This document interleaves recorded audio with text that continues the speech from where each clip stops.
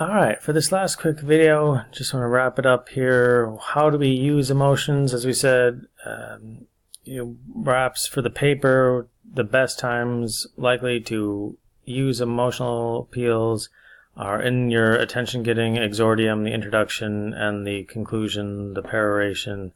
Those are the best times often to appeal to emotions, get the audience to feel how you want them to feel, because often during the main part of the paper, especially in the written form, you want to focus primarily on logic and examples and focus things like that for the paper. Now, when you're doing your presentation, you can certainly use a lot more character and emotional appeals, especially since you'll be interacting with a real live audience. That's often a great time for emotional appeals in person. So, as a rhetor, your job is certainly, as always, to know the audience's emotional state, the intensity with which they cling to those states.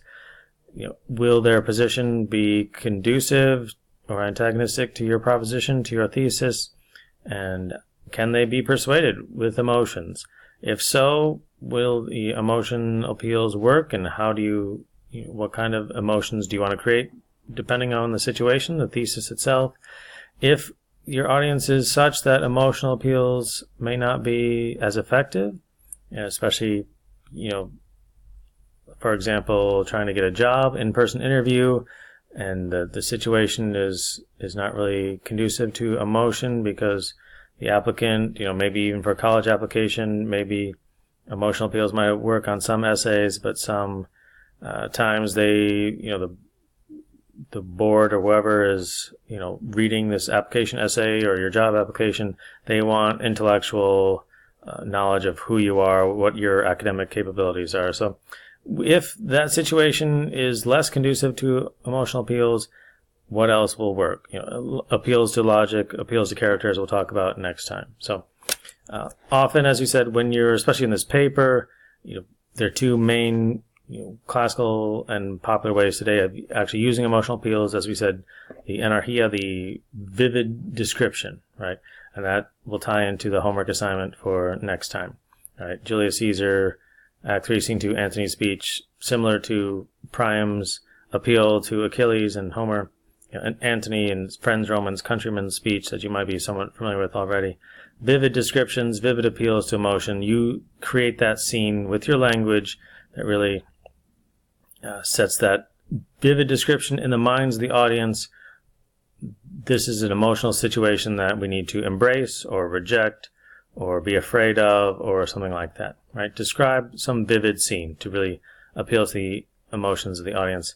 Or in other sorts of speeches, especially honorific, pejorative language, the way you describe a person's work, reputation, that will overtly display the value judgments you have for that person, for his or her work, for her contributions to the field or whatever.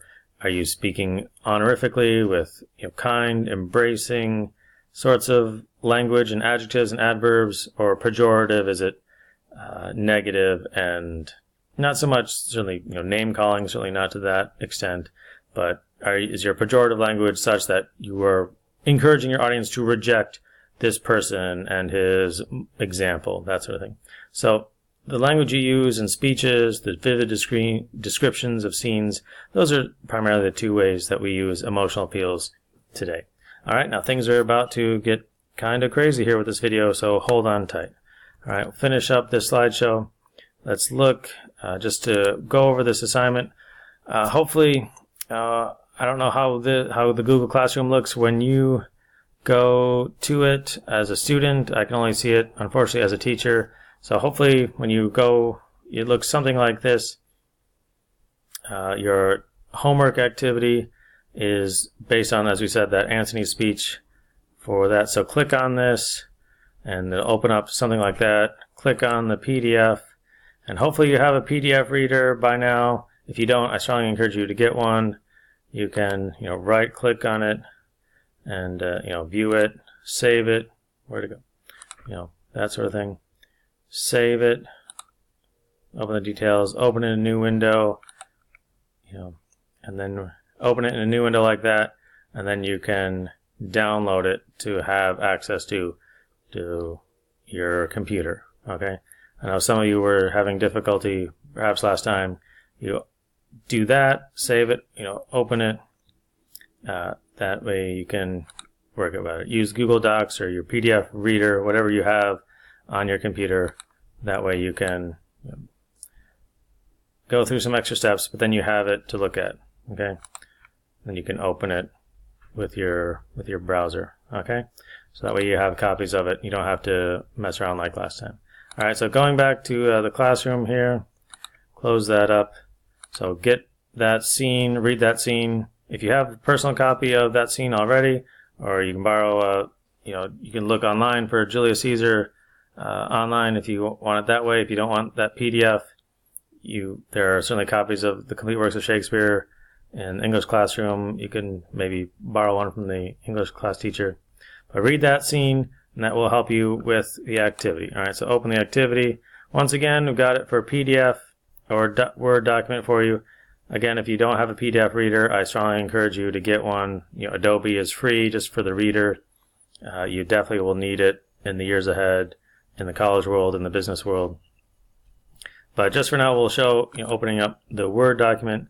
Again, you can print it if you want at home. Maybe you can print, save as a PDF. If you don't want to have a printer, then you can save it that way. There are lots of different ways that you can access the material here. Then you can, once you've opened it, or just go straight to download, that sort of thing, just as before. It's a PDF document or something else. Okay, there are lots of ways that you should be able to open and access these. That way, details, open in a new window. If that makes more sense, then you can open it with your Google Docs, or if you have Word at home, or if not, go straight to Google Docs like here, or download it as a Word document, or just go simply to the PDF and that sort of thing. So hopefully those steps are more familiar for you now, as you can, there shouldn't be too many more worksheets, but we can use Google Forms now that they're starting to incorporate Google Forms more for quizzes and things like that. So sorry about the confusion of the last task, but hopefully now seeing me do it that way will make more sense to you for those of you who are unfamiliar with how to open and download documents from the classroom. All right, but briefly, let's talk about the task itself. Read the speech, as it says here. Read the speech, and then list the appeals. All right, what are the things that Antony says to appeal to the audience's emotions? List them. Don't just say words like anger and courage and greed. Say, quote the actual lines that he uses. List a bunch of his short quotations to show these are the emotions that he is using. Okay, so list a few of them. It doesn't have to be dozens and dozens, but a good 6 to 12 or so of his cite that appeals that he actually says. All right, then in a couple of sentences, describe the audience's emotional state at the beginning of the scene. Are the common people that Antony speaks to, are they upset? Are they sad? Are they glad Caesar is dead? Spoiler alert, sorry about that. Are they happy that he's gone? Are they upset that he's gone? Are they happy with Brutus? Are they mad at Antony? Briefly give a couple of sentences describing the audience's emotional state. Then C, and you can bullet point these like A, B, C, D. Feel free to, on your paper as you type it out, write A, list the appeals. B, the audience's emotional appeals are like this. Does not have to be a cohesive paper this time. C, describe their emotional state at the end of the speech. Are they upset? Are they angry? Are they sad? Just a brief description of their emotional state. And then D is the really important part here. That's where most of the points are worth. How does A turn B into C? That's the point of D, right?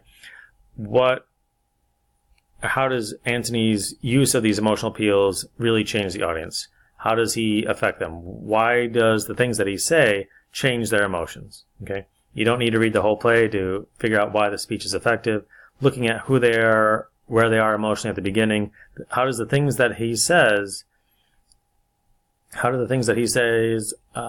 change their emotional state. Okay, so the point of D in a couple of paragraphs there, or maybe one super really good long paragraph or so, full of great, fantastic sentences. How does A turn B into C? That is the point of D, which is the point of, I want you to show me that you understand how his use of emotional appeals can really change the state of mind, the emotional condition of the audience. Okay, so read that scene. Feel free to get together in groups and act it out. Get together over the weekend or whatever. However you do it, read it by yourself. Listen to it on audio, podcast or online scene or YouTube or whatever. Follow along with the lines, and then, or just old-fashioned read it for yourself, and then explore the appeals and how do they change the emotions of the audience. Okay, so do that for next Tuesday, please. I know you've got the retreat coming up, but so sometime maybe during the many hours of off time, if you have at the retreat, break out the scene, get together, act it out, maybe do it for the talent show. Sorry, I won't be able to see that, but or over the weekend after the retreat, read that scene a few times, look at how it's effective, and really explore emotional appeals. Okay, so that is our brief look at emotional appeals, the issue of pathos. I hope you have a good retreat and enjoy the rest of your week, and we'll talk to you sometime soon.